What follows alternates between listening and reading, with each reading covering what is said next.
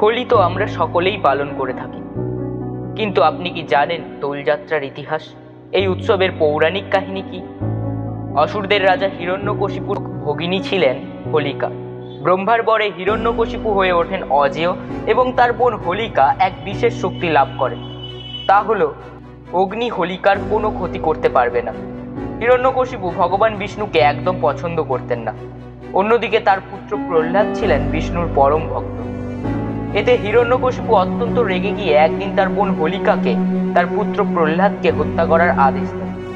দাদার কথা মতো হোলিকা প্রহ্লাদকে কোলে নিয়ে অগ্নিতে প্রবেশ করেন, কিন্তু ভগবান বিষ্ণুর কৃপায় প্রহ্লাদের কোনো ক্ষতি হয় না, বরং নিজের শক্তিকে খারাপ কাজে লাগানোর জন্য আগুনে পুড়ে হোলিকারই মৃত্যু হয়।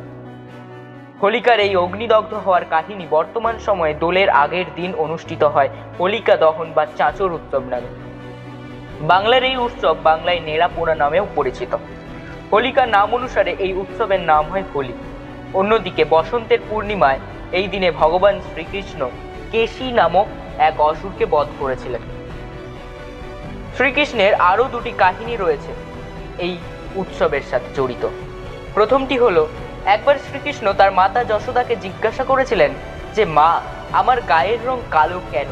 যশোদা তখন হাসি মুখে তার গালে রং মাখিয়ে বলেছিলেন, আজকের দিনে দৈহিক বর্ণ কোনো বাধা নয়। এই রং লাগিয়ে যে কোনো মানুষ আজ পরস্পরের সমান। মনে করা হয় এইভাবেই দোলযাত্রার সূচনা হয়। দ্বিতীয় কাহিনীটি হলো, এই দিনে বৃন্দাবনে শ্রীকৃষ্ণ আবির এবং রং নিয়ে রাধিকা এবং অন্যান্য গোপিনীদের সঙ্গে রং খেলায় মেতে উঠেছিলেন। সেই ঘটনা থেকে এই দোলযাত্রার উৎপত্তি। তাই দোলযাত্রার দিনে সকালে রাধা কৃষ্ণের বিগ্রহ কীর্তন গান সহকারে শোভাযাত্রায় বের করা হয়। দোল উৎসবের অনুষঙ্গে ফাল্গুনী পূর্ণিমাকে দোল পূর্ণিমাও বলা হয়। আবার এই পূর্ণিমা তিথিতেই শ্রীকৃষ্ণ চৈতন্য মহাপ্রভুর জন্ম হয়েছিল, তাই একে গৌর পূর্ণিমাও বলা হয়ে থাকে। রঙের এই উৎসবে সবাই এই বিভিন্ন ভেদাভেদ ভুলে গিয়ে আনন্দ করে। অনেকে বিশ্বাস করেন এই রং খেলার মাধ্যমে নিজেদের সমস্ত অহংকার ক্রোধ যেন শেষ হয়ে যায় এবং সকলে মিলেমিশে উপভোগ করে এই হোলি উৎসব।